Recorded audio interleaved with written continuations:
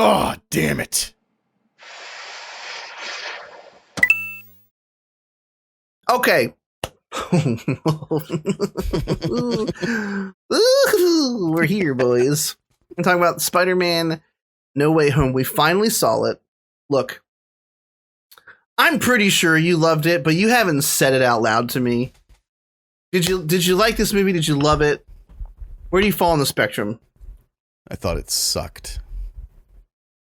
I know you're kidding. I am kidding. It was really good. It was really well done. Okay, cool. All right, cool. I wrote down points, which I never do. Because yeah, you do. What are you talking about? Shh. Nobody knows. Double F scene. I don't know what you're talking about. There's so much in this movie. Little moments here and there. And you know what I really realized when I was thinking about this movie, because I've been doing nothing but thinking about this movie, is that first and foremost, if you're curious, if you're some kind of sadistic son of a bitch who's not going to go see it but still wants to hear us spoil the whole thing for you, 100% right. We were 100% right. All three Spider-Men are there. Andrew Garfield, who never trusts an actor, okay? He's been saying he's not in it for... Look, I know he couldn't say he was in it, but he was fairly convincing saying he wasn't. Andrew Garfield, Tobey Maguire, they both show up. Fucking Charlie Cox in the same week as Kingpin, which I called as poetic reintroductions. He was so good. I know it was just a quick scene, but it made me remember why I love that show so much. And it's a really cool moment that gets me excited for like a Daredevil Spider-Man team up, because it was those kind of like Daredevil and Spider-Man or Deadpool and Spider-Man in the comics that were just these really fun buddy stories that I hope they do something with. Mm-hmm. Both being New York based heroes and stuff like that. And kind of similar powers, like not really. He doesn't have powers of a spider. He's not incredibly strong, but he's slightly enhanced, crazy sense, Anyway, I digress. He was in the movie. The plot, most of the plot points we read about were true. Aunt May does die. But whereas I promise there's a point buried under all this gabbing. Whereas you might hear all that and immediately be pessimistic and think like, well, what's the difference between like, this just sounds like a bunch of nostalgia bait. Like, what's the difference between this and something else that you guys would rail against? And to me, when I think about it, it's because they made Andrew and Tobey like actual supporting characters who had storylines, who fed into Tom Holland's Peter Parker and made him a better Spider-Man. I have so much to say about this movie, and specifically his arc, made him a better Spider-Man, but also they got to redeem mistakes that they've made in their past. And it's because they feel like real characters who have real, what's the word I'm looking for? Real drive in this movie. That's why it doesn't feel cheap and like it's nostalgia bait, and why I think it works, and I think it works really fucking well. And I'm going to let Derek say some stuff, because literally that's like the tip of my iceberg. And I want to, go back and forth as opposed to 90-10. So I still think it's nostalgia bait, but I just don't care. Like I went and like there were things watching it that I was wondering. I always talk about like movie theater humor, where I feel like a lot of what we see in Marvel movies, the humor is really, for some reason, there's something about being in a movie theater and those like, oh, this is about to hurt, like that you laugh when you're in a movie theater, but when you're watching it at home, it's not funny. And so a lot of those like sort of tongue-in-cheek jokes I laughed at throughout the movie. And I was wondering, like, is it but I was wondering, like, is it because I'm in a theater, or is it because they're actually really, well done in this movie? I was wondering, would I be as psyched when Andrew Garfield came through the portal if I was watching this at home? Would I be as psyched when Tobey walked through? Which, if you'll remember, I was literally bouncing up and down in my chair like I was about to break. I thought it was going to break. Yeah. That thing. The people behind me were 100% like, what the fuck is this person doing? And then I realized the answer is, I don't give a shit. It was a great viewing experience. Like my nostalgia fueled it. But I think that the reason it worked and there wasn't like this like fight for screen sharing is that Garfield and Maguire were still supporting characters. Like they didn't show up and then steal the show. They were the star now. It was still all about Tom Holland. And I found that this was the most bearable I have ever found Tom Holland in any movie, let alone a Spider-Man movie. I thought he did great. I thought he was great. Like I thought he really sold it. Like his serious parts were very, heartfelt and right. And sad. I mean, the scene when Aunt May died was like very, very heavy. Very heavy. The scenes that needed to be lightheaded were. I did get the sense from him in the beginning where he's like sort of under constant watch, that he felt like this anxiety and that he had this weight. Like, I fucked up my life and that's okay, but I fucked up my friends' lives too. I felt like he did a really good job. And which is crazy for me to say about him because I can't fucking stand him in anything else that I've seen him in. But if I'm being fair, I liked him in this. I thought I think this is the best Spider-Man and Peter Parker that he's ever been. And that's really what throughout was my favorite thing about it. I feel like this is the first movie he's been in where he's actually had serious consequences for his actions, and he's had to actually be a hero. He like the am I stealing your point? Did you have no, you're getting super close though. Okay. Continue. You're riding the line. I think that basically in the end the resolution to solve the sort of reality paradox was for everybody to forget that he's Peter Parker. I feel like that was the most heroic thing he did. It was like him forgetting. It's kind of like what Toby does at the end of Spider-Man 1. He goes, all right, well, I have to be Spider-Man more than I have to be Peter Parker right now, especially Aunt May is gone. So my family is all gone. So like, if this is what saves the world, if it means people don't know who I am, then that's just what it takes. And I was like, this is like one of the biggest sacrifices that we've seen someone in the MCU go through with. It really is, yeah. And I love that. Like, I feel like we're actually seeing people make decisions that have serious now, if in Spider-Man 4 they get the Infinity Gauntlet and snap and everyone remembers them again, I will hate it. Yeah. But no, it was great. Again, I don't want to hog too much, but I just have to say that you're doing great. Willem Dafoe, oh my God. Oh my God. Oh my God. We're gonna get back to it. We're gonna get back to that stuff. I have so many points to talk about. All right. So we'll come back to Willem Dafoe, and I'll just say this.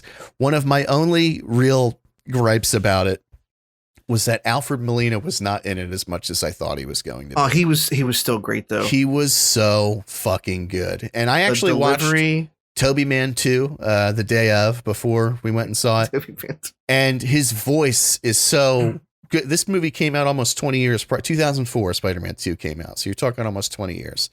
And obviously you get older, your voice gets weaker, everything gets weaker. There's this scene in Spider-Man 2 where he robs the bank and he grabs Aunt May. He doesn't know who she is. She's just some old lady at that point.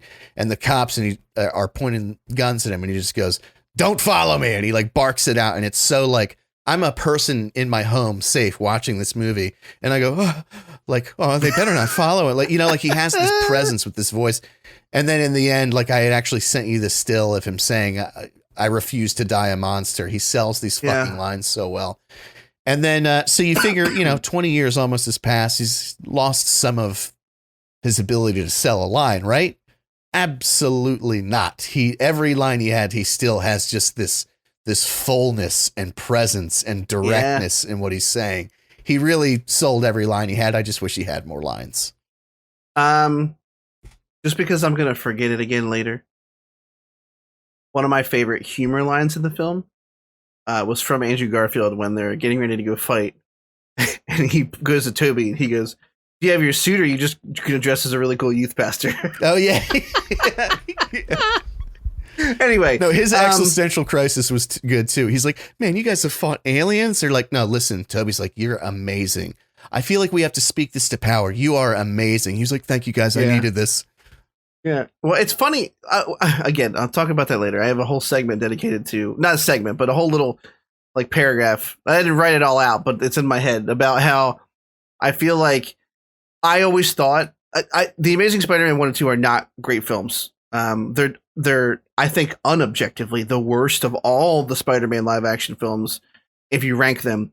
However, I always really liked Garfield as Spider-Man, and I feel like this film is a vindication for that because he's he oozes charisma in this movie. He's infinitely likable, and he's like the most emotional Spider-Man, both because of the MJ catch scene, which we will also talk about later. And I actually, okay, I'm good. I'm not gonna cry talking about it. Maybe I will later. Also, I want everybody to know, and I know that I'm buckshot here, rambling and all over the place. I had to hold back tears several times because I was like, I know I told Derek jokingly I would probably gonna cry, but I don't want him to actually see me in a theater bawling my eyes out. You could have. I decided. I'm like, for him, maybe it's best if I just don't look at him. Like if I heard you kind of start to breathe a few times. I'm like, all right, just don't look, because that would be rude, right? Like just let him cry and know that I didn't see him. 100% during Aunt May's death scene, which I think was handled so fucking well. Yeah. I feel it in me right now. I could feel your breath on my neck. I just heard. That's where it was last time too.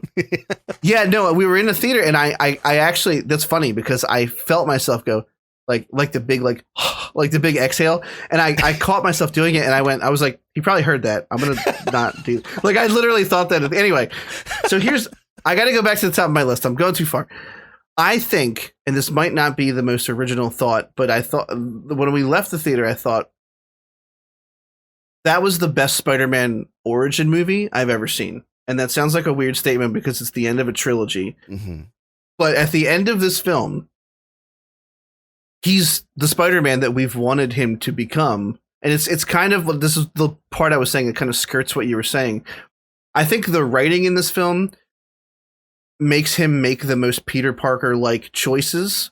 Well, I mean, like just from go, where these villains come in and he wants to send them back, and he talks to Aunt May, and after talking to Aunt May, he stands up to Doctor Strange, and he's like, no, we have a chance to save these guys. Like, he knows they're villains, like specifically have come across people who have fought Spider-Man, who have either died or been locked up.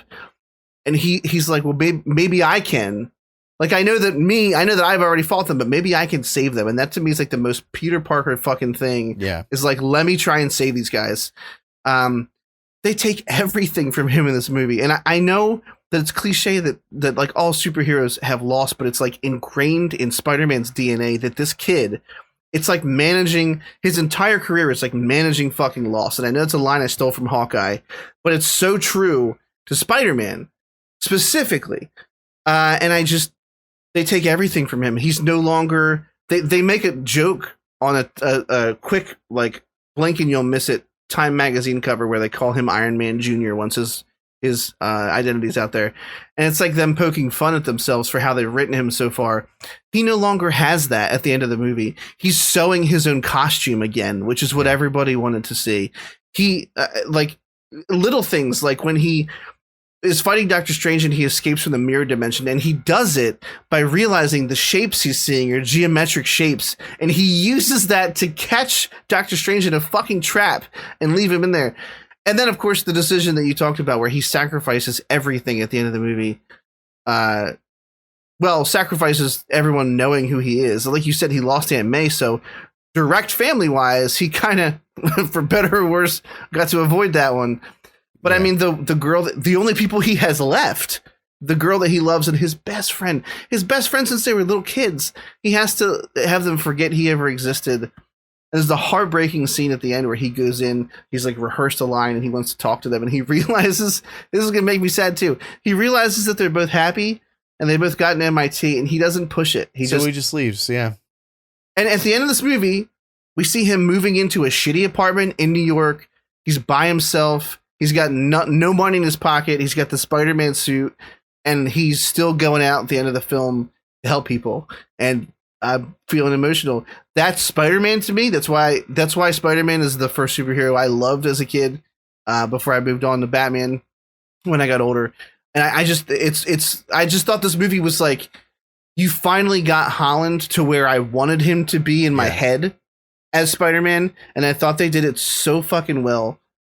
I felt and like it's just to piggyback off what you're saying, and this is going to sound so fucking corny, but it's like, he's Spider-Man now. He's not Spider-Boy. I always hated that he's just like this. Oh, you did that, though. I just want to save the I just want to go to prom with my, and they actually made him grow up, and they made him grow up by introducing hatred into his life, which I'm being sincere. They kill Aunt May, and then he literally says, I just want to kill Green Goblin. I just want revenge.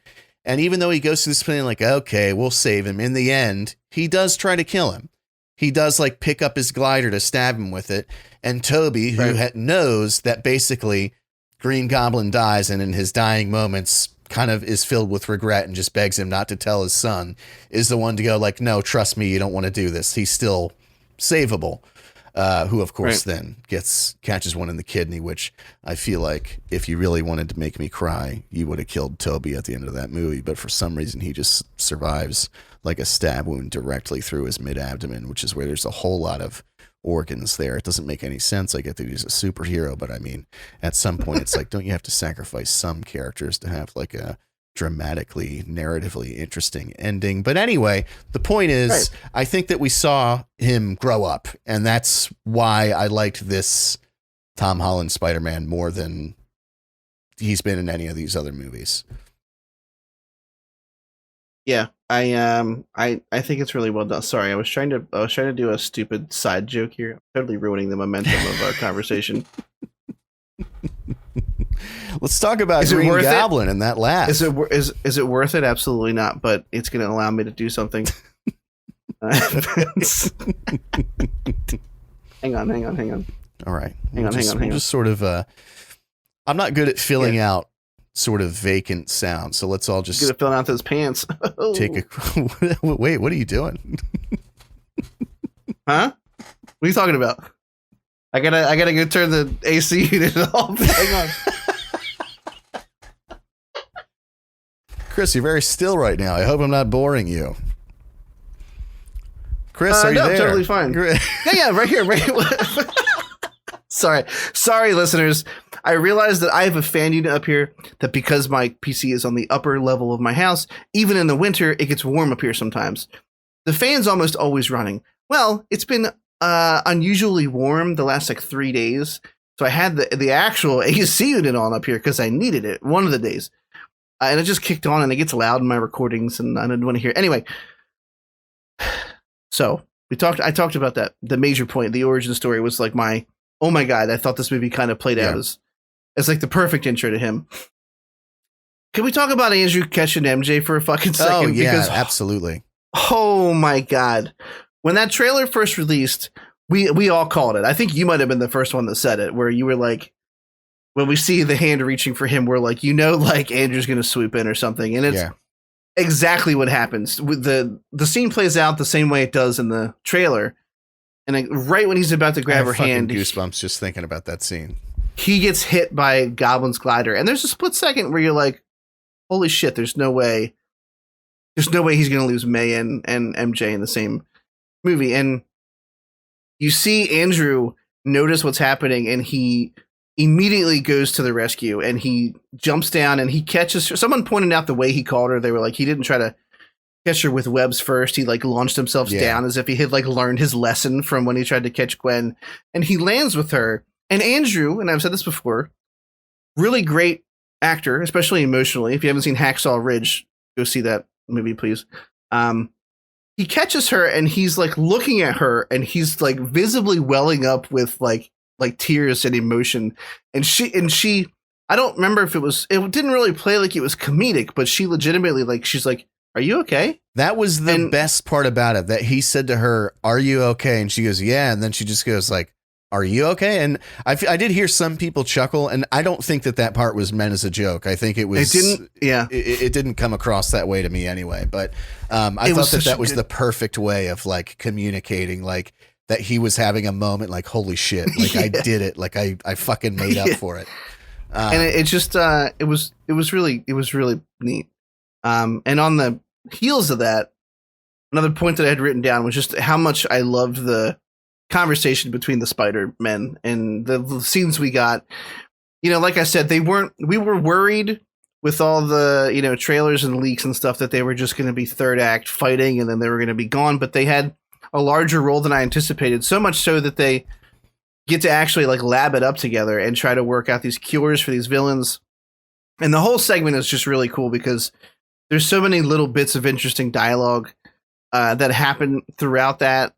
It's where you discover you might have been just sitting back down or something, but Andrew's talking about Andrew sees Holland and MJ kissing, and he's like young love or something, like, does it ever work out?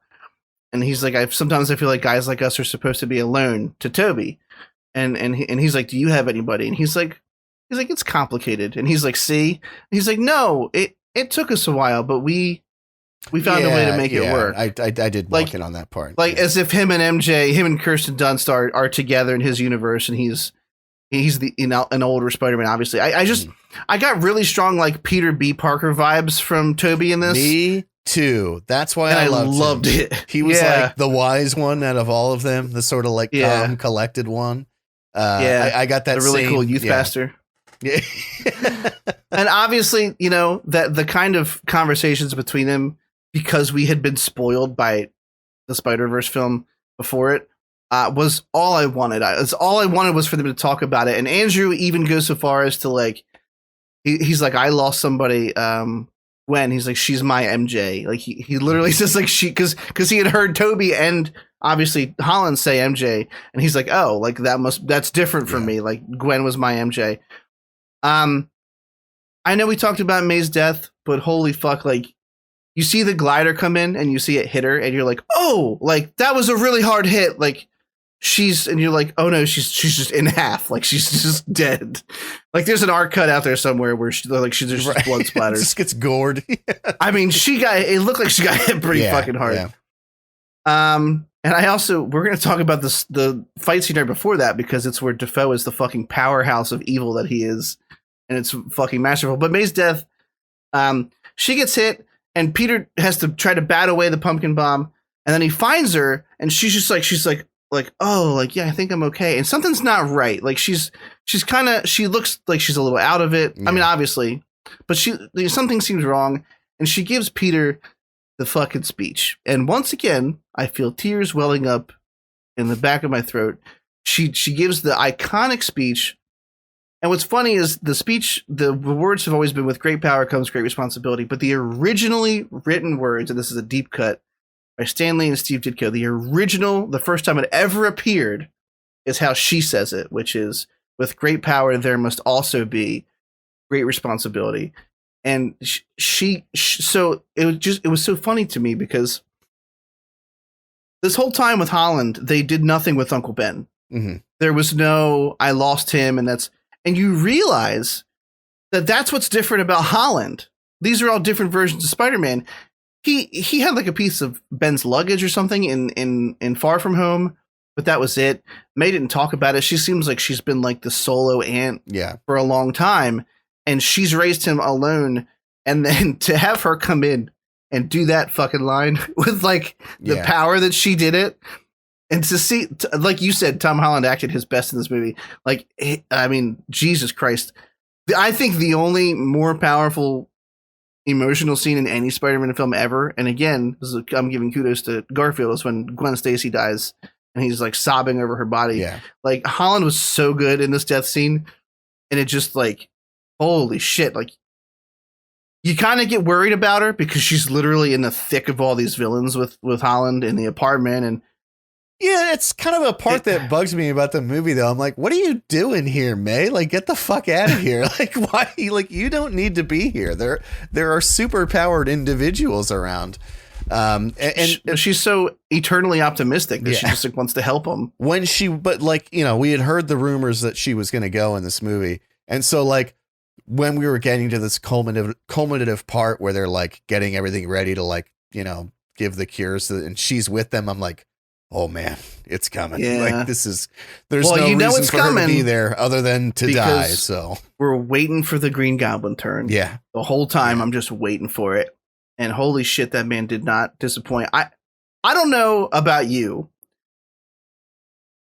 I think he's scarier in this as Green Goblin than he's ever been. Like, even more so than yeah. Okay. Without a doubt. And you know what it is? Because He doesn't have the fucking Power Ranger mask on. That's what I was gonna say, dude. When he showed up and he had the mask on, I thought the mask looks good. They kept the same look as Toby one. All right, cool. When he smashed it though, like in the alleyway, I was like, good. It had to go. That is an old design, and that one is literally 20 years old. That is 2001. That movie came out, and it made him less scary. It made him more cartoonish, and because the internet was so highly anticipating this film, there were behind the scenes looks at potential costume designs of him in like a ragged green suit with like the tatters of a hoodie and we were like, oh my god, that's like perfect. Like it's a mixture of the old costume and like you get the nods to classic Green Goblin. It's exactly what they fucking went with.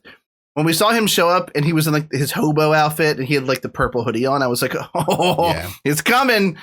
And dude, I know that me and you were like jumping out of our seats the entire mano a mano fight of Holland and Goblin in the fucking apartment building because he was beating him brutal. And he's just laughing the entire time. Oh my Holland God. Is just like blasting him in the face and he's just like cackling. Oh my God, that was so good, dude. I know it sounds so stupid, but it almost looked like an artisan film shot. It looked like it could have been, you could have put that in black and white and it could have been a shot from The Lighthouse. No, it literally reminded me of the scene in Fight Club where he's like beating the shit out of Brad Pitt and he has like blood pouring out of his face and he's just like laughing in his face. It was so like, oh my God, so fucking raw, dude. It was awesome. You forget, it's easy to forget that the Goblin Serum turns Defoe into basically as strong as Spider-Man. Mm-hmm. Like he's crazy powerful. So these guys, he's picking up Holland and suplexing him through floors. And the scene that you're talking about, Holland jumps up on his shoulders and is just railing. Yeah. And he's laughing. He's having he loves it. And the facial expressions of Willem Dafoe, they could have cut their own trailer from those. And I would have still been so amped about this fucking movie. Like he's got the most crazy smile on his face. And it happens like the scene when he jumps on the glider and spins around and throws the pumpkin bomb in the lobby. And he's got this smirk on his face. Like they were trying to paint a Grinch costume on him, but he got out of the chair too soon. It's insane how fucking crazy he looks. Yeah. He's so good. He was so good in this movie. And look, I don't care if it's a throwback to a meme line or whatever. When he was in the fucking jail cell and he said, you know, I'm something of a scientist myself. I was like, okay, all right. That's they had a couple of those. Yeah. And I think it's because I liked all of the Spider-Man movies so much that I didn't care. Yeah. Like Otto says, power of the sun in the palm of my hand twice in this movie. And I didn't care about it that much. I was like, oh, okay, that's you though. But the thing is, he delivers it so well that it's still like totally fine by me. Like knock your socks off. I don't give a shit. Yeah, I do. The only thing is, you know, we saw it late and I'm not used to being out that late. And holy shit, I was like nodding out on the way home.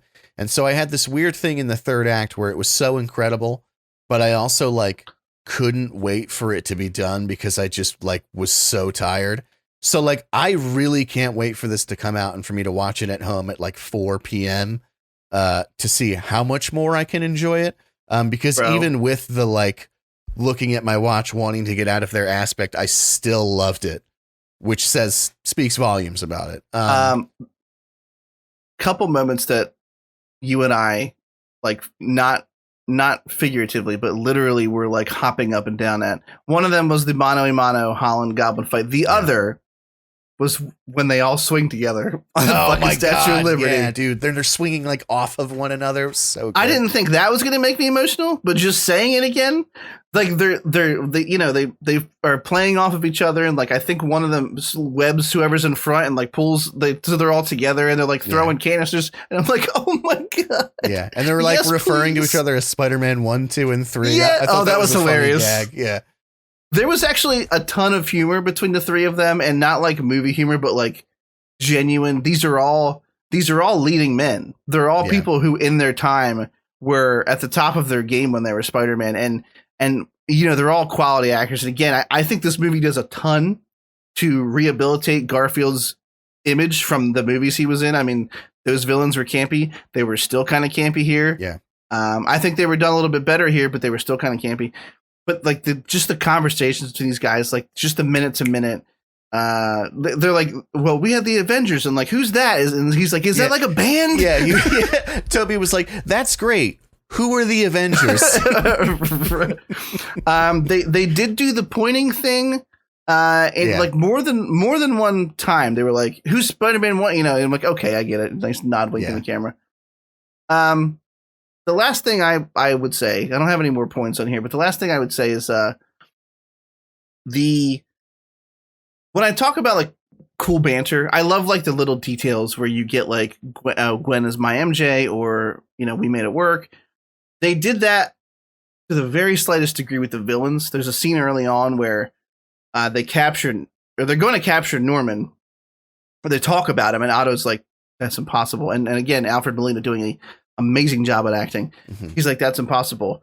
But you realize that you never hear Otto talk about Norman in Spider-Man 2. Yeah. And you realize that Norman's never met Otto in the movie. So when they were in the thing together and Norman's he's like, "Otto." And I'm like, "Oh, I love this so much."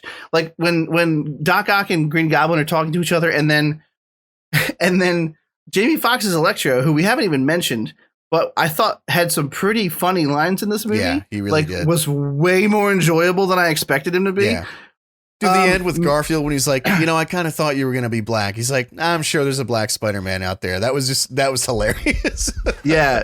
Jamie Foxx actually did. I actually like the most underutilized villain was the Lizard, but that's because he's not interesting. Yeah. Sorry. Yeah.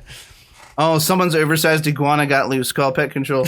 Sorry, what I was going to say was Jamie Foxx like makes a joke at Dr. He's like, "Yeah, Dr. Connors wanted to turn everybody in the city into a lizard. What was that about?" Like he's like, it's like one villain giving shit to the other for his master plan. Yeah. And those little moments are what make that movie so special to me. Honestly, I know part of it's the viewing experience, but I genuinely, this is the first Marvel movie I have loved in a very long time. And I look forward to seeing it again as soon as humanly possible. Like I cannot wait to watch it again. I was gushing about it to Samantha. Yeah. Because I'm an emotional baby and she does like the Garfield movies too. The first thing I told her about was the Gwen. Yeah. When he saves MJ, like that scene is so fucking heartbreaking or heartwarming. Sure. Kind of both, right? Yeah. Bittersweet. That's the word. That's I agree though. It wasn't just, and I haven't said this about an MCU movie in a long time, but I loved it. I thought it was really good. I think the last one that I walked out of, like, that I really went like, holy shit, was Infinity War. And because that one ended on, like I said, like huge sacrifices. That's the same note that this one ended on. And it's just nice to see that they're finally moving into, having their characters do things that are like, "Oh, that sucks." It's like, there's just not a nice little fucking bow on the end of every single movie. Because that's not to sound like a cynic, but this is the cynical nerd after all. That's not how life is. So like, you know, if you have to get something you want, you kind of have to give something in return. So I loved it. I can't wait to watch it again.